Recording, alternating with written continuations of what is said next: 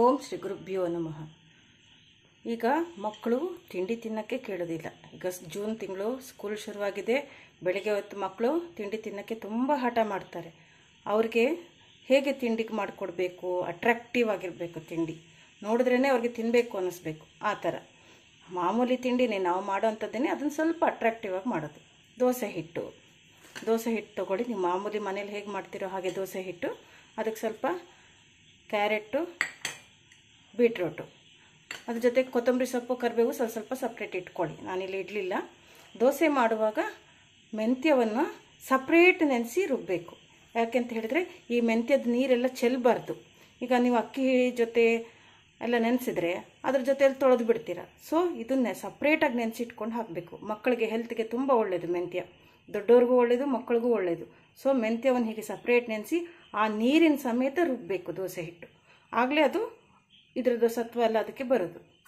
ತೊಳೆದು ಬಿಟ್ಟರೆ ವೇಸ್ಟ್ ಆಗುತ್ತೆ. ಸೊ ತೊಳಿಬೇಡಿ, ಫಸ್ಟೇ ತೊಳೆದು ನೆನೆಸ್ಬಿಡಿ. ಆ ನೆನೆಸಿದ ನೀರು ಸಮೇತ ದೋಸೆ ಹಿಟ್ಟಿಗೆ ಹಾಕಿ ರುಬ್ಬಬೇಕು. ಈಗ ದೋಸೆ ಮಾಡೋದು ಹೇಗೆ ಅಂತ ಹೇಳ್ಕೊಡ್ತೀನಿ. ಈಗ ನೋಡಿ, ಪುಟ್ಟದಾಗಿ ದೋಸೆ ಹೊಯ್ಕೊಳ್ಳೋಣ.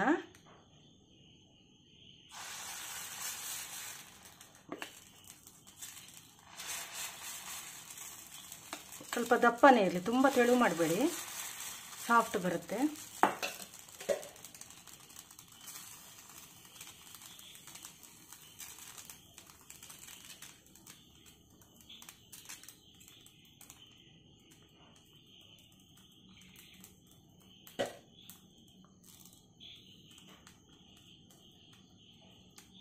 ಮಕ್ಕಳಿಗೆ ಎಣ್ಣೆ ಹಾಕಬೇಡಿ, ತುಪ್ಪವೇ ಹಾಕಿ.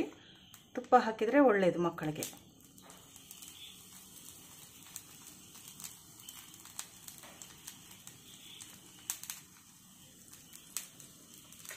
ನೋಡಿ ಎಷ್ಟು ಕಲರ್ಫುಲ್ ಆಗಿದೆ.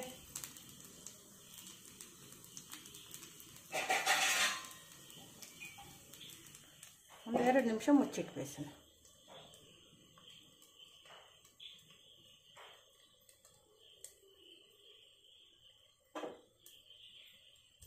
ನೋಡಿ, ಯಾವುದೇ ಕಾರಣಕ್ಕೂ ನಾನ್ ಸ್ಟಿಕ್ ಯೂಸ್ ಮಾಡಬೇಡಿ. ಮಕ್ಕಳಿಗೆ ಹುಷಾರಿಲ್ಲ ಅಂತ ಹೇಳ್ತಾ ಇರ್ತಾರೆ. ಈ ನಾನ್ ಸ್ಟಿಕ್ ಅನ್ನೋದು ಒಂದು ಸ್ಲೋ ಪಾಯ್ಸನ್ ಥರ. ಸೊ ದಯವಿಟ್ಟು ನಾನ್ ಸ್ಟಿಕ್ ಯೂಸ್ ಮಾಡಬೇಡಿ, ಕಬ್ಬಿಣದ್ದೇ ಯೂಸ್ ಮಾಡಿ. ಇದು ಹೆಲ್ತ್ಗೆ ತುಂಬ ಒಳ್ಳೆಯದು. ಎರಡೂ ಕಡೆ ಬೇಯಿಸ್ಬೇಕು. ನೋಡಿ ಎಷ್ಟು ಕಲರ್ಫುಲ್ಲಾಗಿ ಬಂದಿದೆ ನೋಡಿ. ಇದನ್ನು ನೋಡುವಾಗಲೇ ಮಕ್ಕಳಿಗೆ ತಿನ್ನಬೇಕು ಅನ್ಸುತ್ತೆ.